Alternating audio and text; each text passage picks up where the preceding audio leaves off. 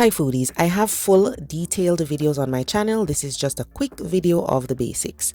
So the salted pork is in the pot along with the red kidney beans right here. So of course the salted pork has to be boiled a couple times to remove excess salt.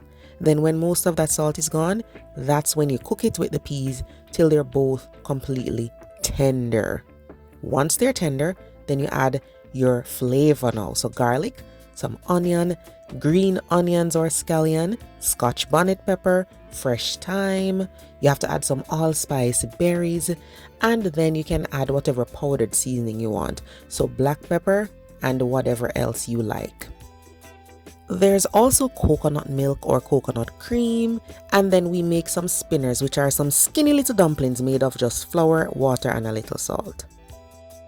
Then you simply cover the pot and simmer everything, and this is the result. It is simple, it is delicious. So those little, skinny white things, those are the dumplings. Traditionally, that's how we make the dumplings for stew peas. I have a fully detailed video here on the channel. This is just a quick video to tell you the basics if you want to try to make Jamaican stew peas. Those of you who are familiar with it, you already know the deal. But if you haven't tried this before, please try it. It is absolutely delicious, and you can use salted beef or oxtail if you don't want to use pork. But check out those links in the description box for some more info. Thanks for watching, guys. Bye bye.